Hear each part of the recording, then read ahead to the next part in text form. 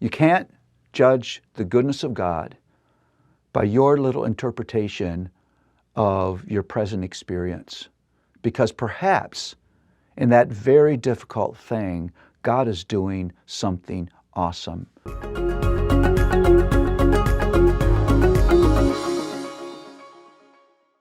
I'm excited about the next 6 studies. They take us from the shores of the Jordan River to Israel's captivity.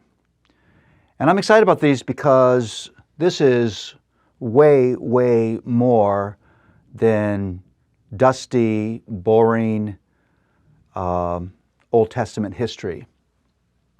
You really do see things that will encourage your hearts, things that will leave you devastated and discouraged, things that are so awesome they're hard to take in, things that are humbling and convicting. Woven in this history is a picture of who God is and what He does and who His people are and what He wants for them and what He wants in them. We start with Joshua, this exciting moment when Israel is going to cross the Jordan River into the Promised Land. And the thing that you're confronted with, which is a theme throughout the whole biblical story, is the massive difference between God's plan for us and our plan for our lives. Now think, God's about to fulfill this awesome promise that He's going to give His people a land of their own. I would sort of title Joshua, God gives, God's people get, because there's no way possible that they would ever be able to conquer this land on their own.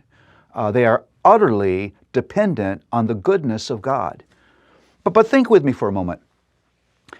If I promised you a piece of property that would be your living place, when you got there, you would expect that that property would be empty.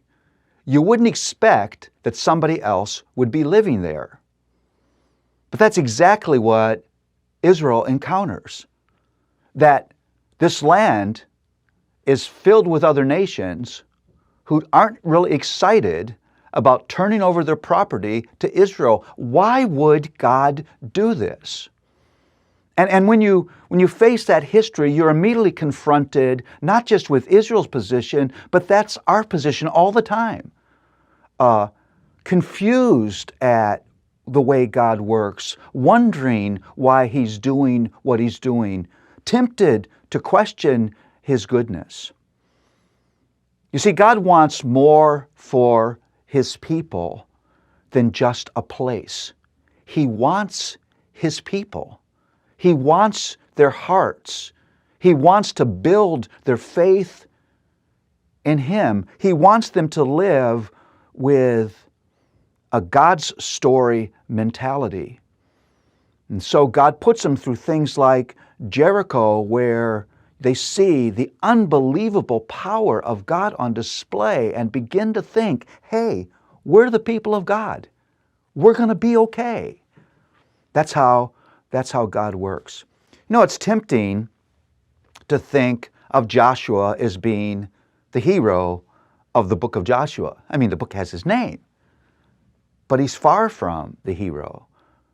As I've said, as we've looked at other Old Testament passages, God's the hero of this book. In fact, Joshua's name doesn't even point to Joshua. Joshua's name actually means Yahweh saves. Joshua's name points to the need for a redeemer. And that redemption is only ever found vertically. Nothing horizontally will ever redeem us. In fact, Joshua's name preaches the importance of the coming of Jesus.